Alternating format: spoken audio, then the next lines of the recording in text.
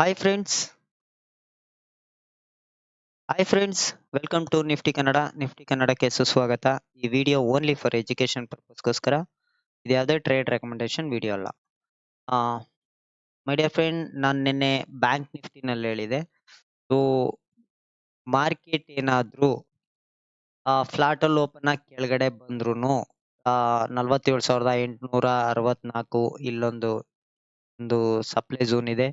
ಮತ್ತೆ 47,759ನ ಕ್ರಾಸ್ ಮಾಡತ್ತಾ ನೋಡಿ ಅಂತಾನು ಹೇಳಿದೆ. ಓಕೆ, ಒನ್ಸ್ ಕ್ರಾಸ್ ಮಾಡಿದ್ರೆ ಸೊ ಸಡನ್ ಆಗಿ ಹೋಗಲ್ಲ, ಒಂದು ಫುಲ್ ಬ್ಯಾಕ್ ಬರುತ್ತೆ. ಸೊ ಫುಲ್ ಬ್ಯಾಕ್ ಬಂದು ಕೆಳಗಡೆ ಬೀಳೋ ಚಾನ್ಸಸ್ ಇರುತ್ತೆ ಅಂತಾನು ಹೇಳಿದೆ. ಸೊ ಅದು ಬಂದ್ರೂ ಎಲ್ಲಿವರೆಗೆ, ಇಲ್ಲಿಂದನೇ ರಿಜೆಕ್ಷನ್ ಆಗ್ಬಹುದು ಅಥವಾ ಇಲ್ಲಿಂದನೇ ರಿಜೆಕ್ಷನ್ ಆಗ್ಬಹುದು ಅಂತಾನು ಹೇಳಿದೆ. ಓಕೆನಾ, ವೆರಿ ಕ್ಲಿಯರ್. ನನ್ನ ರೆಕ್ಟಾಂಗಲ್ ಬಾಕ್ಸ್ 47,474 ಏನಿದೆ, ಕೆಳಗಡೆ ಅದನ್ನು ಕ್ರಾಸ್ ಮಾಡ್ತು ಮತ್ತೆ ಇಲ್ಲಿಂದನೇ ಸಪೋರ್ಟ್ ತಗೊಂಡು ಮೇಲ್ಗಡೆ ಹೋಗೋದು. ಓಕೆನಾ, ನಾ ಹೇಳಿದೀನಿ ನೆನ್ನೆ ಪೋಸ್ಟ್ ಮಾರ್ಕೆಟ್ ವಿಡಿಯೋ ಯಾರೆಲ್ಲ ನೋಡಿಲ್ಲ ನೋಡ್ಕೊಂಬನ್ನಿ.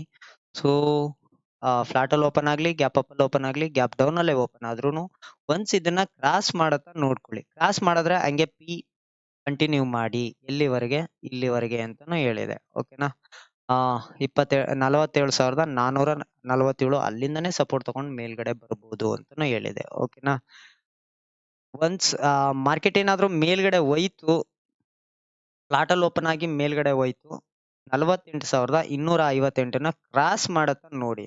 ಮಾರ್ಕೆಟ್ ಕೆಳಗಡೆನೆ ಬಂದಿದೆ. ನಾಳೆ ನೋಡೋಣ ಮೇಲ್ಗಡೆ ಕ್ರಾಸ್ ಮಾಡತ್ತಾ ಇಲ್ವಾ ಅಂತ.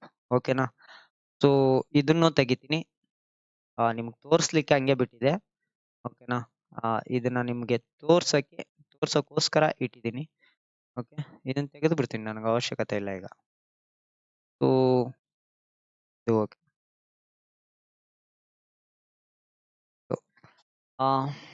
ನಾಳೆ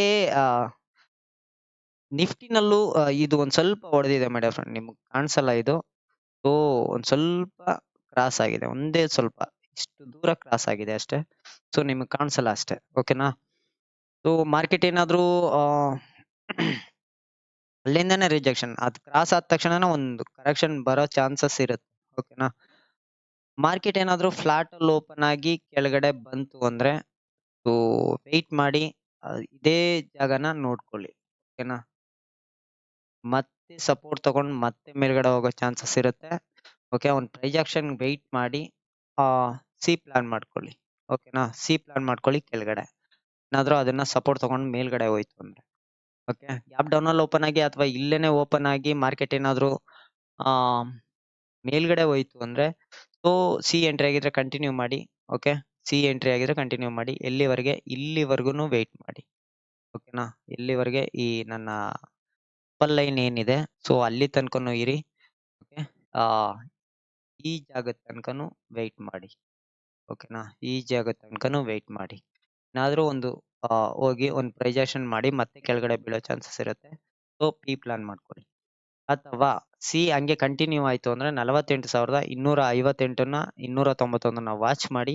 ಒನ್ಸ್ ಬ್ರೇಕ್ ಆಯ್ತು ಕಂಟಿನ್ಯೂ ಮಾಡಿ ಸಿ ಕಡೆಗೆ. ಓಕೆನಾ, ಹಂಗೆ ಕಂಟಿನ್ಯೂ ಮಾಡಿ.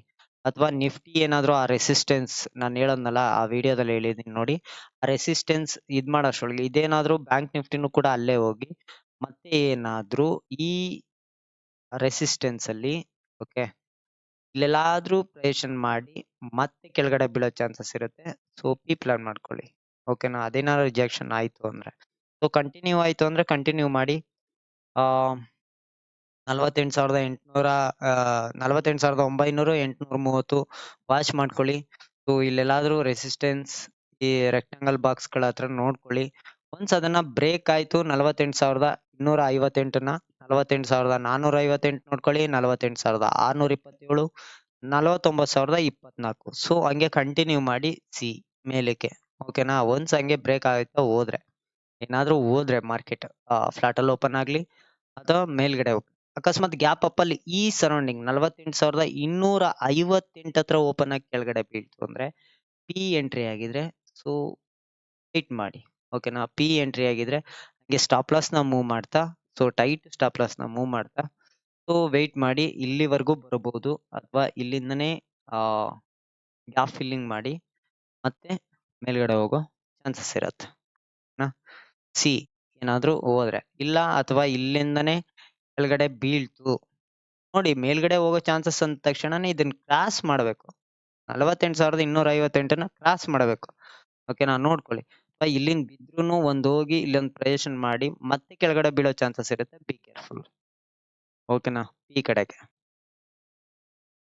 ಆ ಕೆಳಗಡೆ ಬೀಳ್ತು ಅಂದ್ರೆ ಈ ಮಾಮೂಲಿ ಸಪೋರ್ಟ್‌ಗಳನ್ನ ನೋಡ್ಕೊಳ್ಳಿ.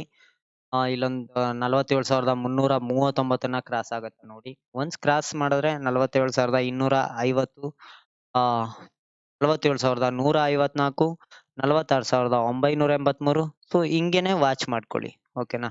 ಹಿಂಗೆ ಕ್ರಾಸ್ ಆಗ್ತಾ ಇದ್ರೆ ಟೈಟ್ ಸ್ಟಾಪ್ ಲಾಸ್ ಜೊತೆ ಮೂವ್ ಮಾಡಿ. ಸೊ ಇಲ್ಲೆಲ್ಲಾದ್ರೂ ರಿಜೆಕ್ಷನ್ ಆಗಿ ಮೇಲ್ಗಡೆ ಹೋಗ್ಬೋದು.